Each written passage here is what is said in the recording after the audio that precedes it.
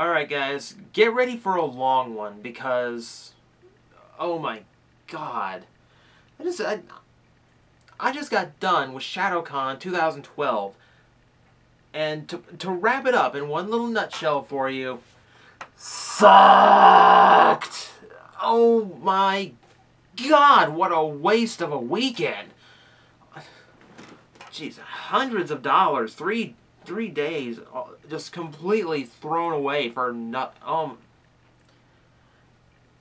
it wasn't good. It wasn't good. And I know this is going to be a long one. I know, because I've already recorded this once, and then I went back, you know what? No. I didn't properly convey what a complete nightmare this weekend was. So, you know what I'm going to do? I'm going to re-record the vlog, and I'm going to break it up into two parts. The part you're watching now, believe it or not, is the positive side of Shadocon. And it's going to be the short one. And afterwards, I'm going to record the long one. The negatives, the downsides of Shadocon. And that little nice PG rating that I put on myself because I talk about toys all the time, gone. Out the window. I need grown-up words to describe what happened this weekend. And so this way, you don't have to, if you're young or sensitive of ear, you don't have to hear that. Okay, so this is gonna be the nice part of the vlog, and then I'm going to rip many holes in them. So the positives of Shadocon 2012 was everything that they had nothing to do with. The stuff that's completely autonomous from the convention, really. So number one is the people. If you came up and you recognized me from my videos, and there were a bunch of you this year. I mean, I was quite surprised at a smaller convention like Shadocon. Thank you. I mean, that always makes getting to meet some of you guys out there always makes the weekend better. It's always very cool. It's at a con like that, at any con really, it's a little bit of invigoration that really helps me get through the weekend, and it does make the trip a lot more special. And in this case, it's one of the few things that kept me sane that weekend. So if you came up to say hi or got a picture or an autograph, thank you, because that was very cool. Let's see, the other parts, well, again, talking about the people, whenever I go to a con in Tampa, I split a room with my friend Danielle, and our friends over at RVT, formerly Reviewtopia, John and Shauna, John being the Shades that did the Decade in Double review with me. Very good con buddies, and really helps to split a hotel room when you go to a convention. They were a blast. It was a fun weekend. And TWK from RBT was there too, so it was nice meeting him for the first time. And we got, we were all playing apples to apples one night. We had a lot of fun doing that. And then the next night, when TWK couldn't join us, we played the card game that's like apples to apples. And I'm not going to say the name because this is the PG version of the vlog, and I don't want anyone underage going looking for it because it is the most adult humor you will find. Those who know what I'm talking about, though, don't help out in the comments. You're just making things worse. But you know what game we played, and it was one of the most hysterical times of my life. I won, by the way. Ha! So, that was fun. So, people were good. Got to see some friends from MetroCon there, too. Really nice to reconnect to them. Very cool to see some of them under a less busy environment. Let's put it that way. It's nice to actually be able to talk to them for longer than 20 seconds. So that was a very cool surprise. And then there's a good part about going to a Tampa anime convention, which is Scott McNeil. I'll be honest with you, Scott's really the primary reason I actually went to this con. I went to this con as press, so I could actually afford to go, because she's a big ticket on top of all the other expenses. Would have been a nightmare. I probably wouldn't have done it.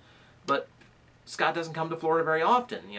I want to go see my friend. So I went up to visit him. And he was cool as always. I mean, for reasons I'll explain in the second part of this vlog, I mean, he was stressed out over the weekend. So maybe not as energetic towards Sunday and all that, but he was still very cool to sit with and talk to and hang out with for a bit. I will be posting the usual 3, the autograph, the panel, and the interview. This time, for those who like the interview I posted before I left, this one's funnier. In my opinion, this one's funnier. So it was cool seeing him. Okay, so basically just reconnecting with everyone from MetroCon now that I think of it. So that part I enjoyed. That made the weekend better. Worth it? I don't know yet, but better. And the other part was, well, the dealer room. Dealer room was very cool. I will show you. Well, you know what? First, you know what I'm going to do? I'm going to show you the stuff that Scott signed for me because the reactions are priceless. So it doesn't matter if I spoil it now or not. Because this will just inspire you to go see how his reactions were. And the first one was a Rock Bubble Dinobot. Uber rare. You can't talk about this toy without going into the comic book guy voice. Absurdly rare. And speaking of rare, that's Flipshot. That's his original character. I know, but get in frame. It's always backwards. It still throws me off. You'd think it wouldn't by now. He's signed it 1 of 1 because he's never seen one of these, and he's never autographed one, and he doesn't think he'll ever autograph another one. That's not an invitation. Let me have my treasure. Not that you want to spend $100 to get one on eBay anyway. So let me show you the dealer room stuff real quick, because the dealer's room actually wasn't that bad this year. It did have a bit of an issue with crowding and all that, but it was bigger. There were more vendors there this year, and it was better laid out, I'll say. Really surprised. Ranger Key. Who'd have thought this far after Gokaiger, and now I'm finding Ranger Keys at a Tampa convention. I was actually really surprised to see how prevalent Tokusatsu was at the con. That's the other part of the people I forgot to mention. There's a ton of people wearing rider belts. It was absolutely awesome. I feel like I'm in on the ground floor of what all the cool kids are into now. Like, I'm the Fonz. God, that makes me sound egotistical. But it's very cool. It's very cool to see that it's gaining an audience. I saw more than one Deca driver. Saw more than one double driver. I saw cosplays for Captain Marvelous and Guy Ikari. I saw three Shotaros. Yeah, that was awesome. Yeah, there was more than one double driver, Lost driver, Forze driver. What else did I see? O's driver, Deca drivers. So someone had a belay buckle. That was random. And I wore the Wizard driver all weekend, which someone else actually did have too. So all around, very, very cool. I love seeing that it's gaining it in audience. And hopefully MetroCon will, next year will be even bigger for that. I really want it to take off. Okay, so other dealer room stuff. Okay, what comes next? Well, I visited my favorite booth for little trinkets, Sanshi. These are the badges from Black 2 and White 2. Wave badge and I want to say Toxic. Well, my badge collection is now complete again. Hopefully I'll figure out some better way of displaying it other than pinning it to a paper and pinning the paper to a wall. Let's see, what else did I get? Found some Japanese Transformers. That was cool. Here is Auto Crusher. And he came in a 2-pack, which means I also got that thing. Yeah, you thought Retrax was bad. Now he's in an unrealistic color. Okay, yeah, I'll figure out what to do with Power Hug later. Move on to cooler stuff. Little Piccolo figurine. And I didn't buy this because of the figurine. I bought it because it came with one of these. I've wanted a scouter my entire life, and this is just a cheap little 3 pieces of plastic, just kind of loosely nailed together, and it doesn't quite stay on my head because it's just trying to hook one ear here. So I gotta figure out some way of getting it straight. But for, I don't know, for $10, I have a scouter now. I'm happy. What else did I get? Go Buster. You know, this is the morphing brace. And I don't know why. It's like some girl was there selling off a bunch of little tokusatsu toys. Switches, Gosei headers, all kinds of little things. Like a yard sale for toku stuff. And it was very, very cool. You know, and this is, you know, this was the cream of the crop. At least for me, anyway. Hey, nice price. It does work.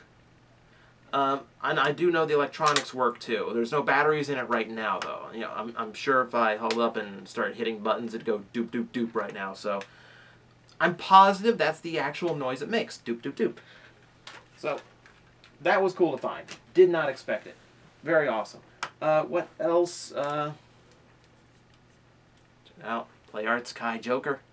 It's my first Play Arts Kai. I might do a review for him because there's parts that interest me and parts that disappoint me, but very, very cool looking figure. This is the one that I always promise myself I'm going to get at least one thing that's overpriced just because I'm at a con. Let's throw some money away. So I decided that was going to be it, and not much regret in me for it. It is a cool toy. It may just me because I've been on an Arkham kick lately because I just beat Arkham City. And then there's like the one I had no idea. I don't even know why this was at an anime con, but it was, and I couldn't help myself. GoBots. Unopened GoBots. Wrong Way, Heat Seeker, and Rest Q. This is... I don't know why this was there. It just was, and I thought, this is too random, I have to pick this up. I don't know. I don't know what I'm going to do with it. I don't even know if I'm going to open it. Like, I'm so against mint and sealed box, but I feel bad for opening something that survived unopened since 1985. Ugh.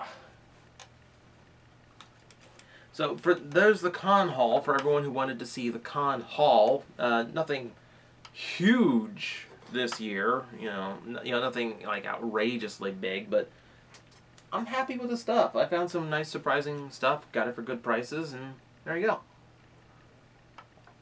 So yeah, people and toys, those were the good things about Shadocon. And at this point, we're going to cut and end scene because I'm about to rant and rave like a lunatic. So for those who don't mind a little bit of harsh language and really want to know what the blank happened at this convention, tune in for part 2.